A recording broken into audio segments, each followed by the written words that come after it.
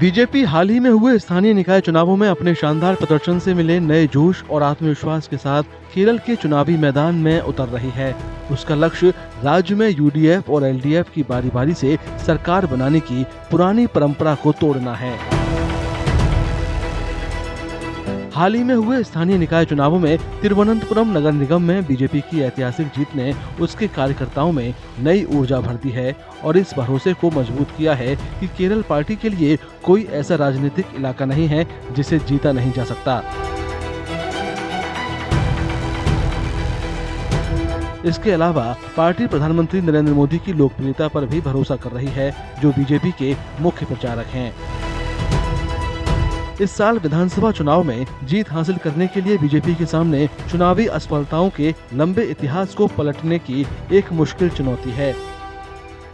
साथ ही राज्य की उस पारंपरिक द्विध्रुवीय राजनीति को तोड़ना होगा जिस पर वामपंथी और कांग्रेस का दबदबा है। इसके अलावा बीजेपी को कांग्रेस और वामपंथियों द्वारा गढ़े गए इस नैरेटिव के बारे में भी मतदाताओं को समझाना होगा कि केंद्र सरकार ने हालिया केंद्रीय बजट में केरल के लिए पर्याप्त काम नहीं किया है।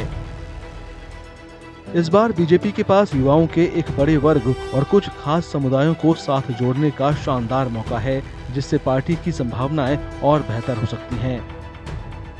इसके अलावा एनडीए के हालिया विस्तार में 2020 जैसी प्रभावशाली पार्टियों का शामिल होने से चुनावों में पार्टी के प्रदर्शन को और मजबूती मिल सकती है। पार्टी नेताओं का ये भी मानना है कि केंद्र में मोदी सरकार के तहत सुशासन और बुनियादी ढांचे के विकास के साथ साथ जन कल्याणकारी योजनाएं भी मतदाताओं को प्रभावित कर सकती हैं, बशर्ते उन्हें प्रभावी ढंग से लोगों तक पहुंचाया जाए। हालांकि बीजेपी ने मतदाताओं के कुछ वर्गों में अपनी पैठ बना ली है, लेकिन ऐसे समूह जो पारंपरिक रूप से एलडीएफ और यूडीएफ के समर्थक हैं, वे चुनावी तौर पर पार्टी के लिए खतरा बने हुए हैं। विश्लेषकों का ये भी मानना है कि कुछ मतदाताओं के लिए बीजेपी की ऐसी छवि है कि वो जोर जबरदस्ती वाले हथकंडे अपनाती है, जो आगामी चुनावों में पार्टी के लिए नुकसानदायक साबित हो सकती है।